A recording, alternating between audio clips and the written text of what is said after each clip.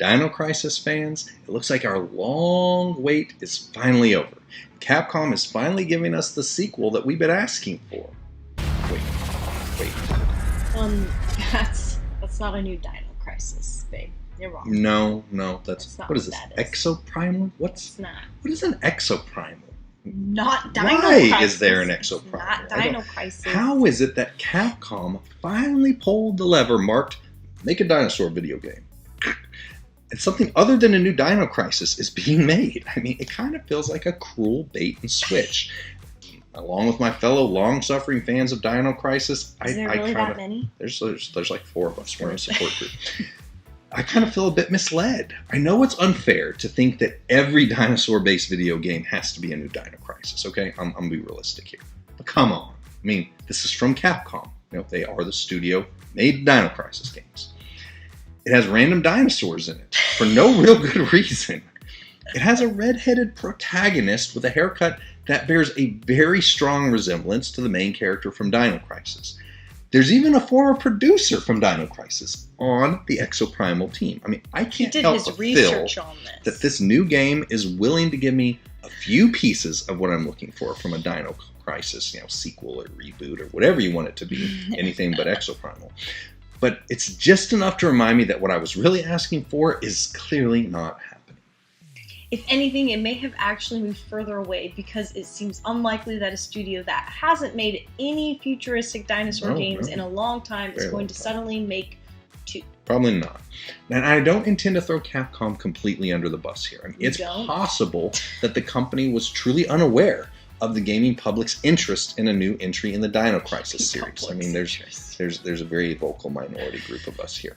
Maybe the developers believe that this new Exoprimal game is close enough to the source material and gamers would accept it in place of the game that we really wanted. And maybe in time, perhaps we will. Not right now.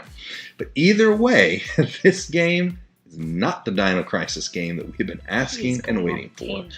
It may look a little like a Dino Crisis game. It has some elements in common with it, dinos and apparently some kind of crisis.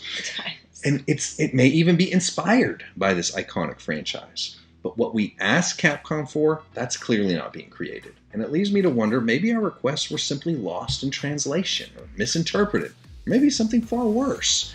They are being answered in a way that is designed to intentionally misdirect us to accept a counterfeit answer. The truth is that our desire to have the Dino Crisis game that we have been asking for may have been heard by ears other than those who have an interest in making that specific game. And now they are taking that request and designing something close enough to just satisfy us. Now, if I squint hard enough, I might be able to trick myself into thinking it really is Dino Crisis. Just ignore when the title comes up. It has a different name. And if Exoprimal turns out to be good enough, maybe I'll forget about the Dino Crisis game that I was originally asking for in the first place. We are more prone to Dino Crisis substitutions in our lives than we may care to admit.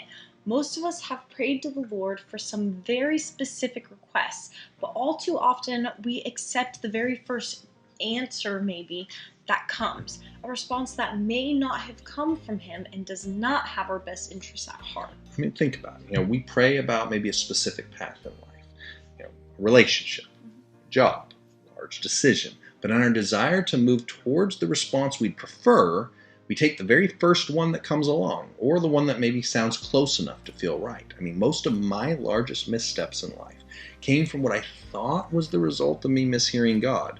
Turns out, I never misheard anything at all. I heard something, very clearly.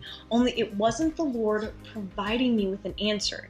It was a counterfeit response that tapped into what I wanted to hear and when I wanted to hear it, instead of listening for what God was truly saying to me. Here's the painful reality that I've had to accept. Many times I am the villain of my own story. Scooby-Doo pulls off the mask, there I am. I'm underneath it. I'm trying to figure out who sabotaged my life, and I was just opening myself up to deception the whole time. I walked outside of the Lord's will for my life. I ignored His direction that didn't align with what I wanted to hear. And then once I walked far enough away from His sheltering arms, I'd raise my hands to the heavens and ask, why am I out here all alone in the pouring rain? Well, it's because I believed the lies deep down. I wanted to believe them. They told me what I wanted to hear. Just as James pointed out in his epistle, God does not tempt us. It is our own desire for those Dino Crises that we have been waiting for that can easily result in settling for whatever exoprimal choice that is currently being offered to us. Our Father only has good gifts for his children, and these gifts may not always be the ones we had in mind. His answer to our prayer requires physical patience and spiritual discernment, and they may not always be the first response that arrives. Or the fifth. The Lord is not a rewarder of those who casually seek him, so we can validate our specifically requested answers to prayer. He is a rewarder of those who diligently seek him and are authentically looking for guidance on how we can please and serve him, not those who seek to use his power to gratify ourselves and our own personal desires. In each of these Dino Crisis conundrums that we find ourselves dealing with in life, we have to make a choice. Do we accept that exoprimal substitute because it's close enough? Just because there's a lot of similarities between the two doesn't mean they have anything to do with each other. And perhaps we've already received the answer to our Dino Crisis question. It's just not the response we wanted. Maybe it's just not going to happen. Could be for the best.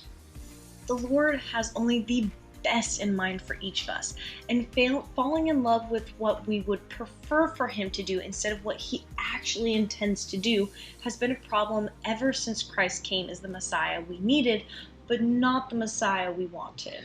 It can be easy to mistake what we think God is telling us with what we want to hear if we surround ourselves with the wrong influences and listen to the wrong voices.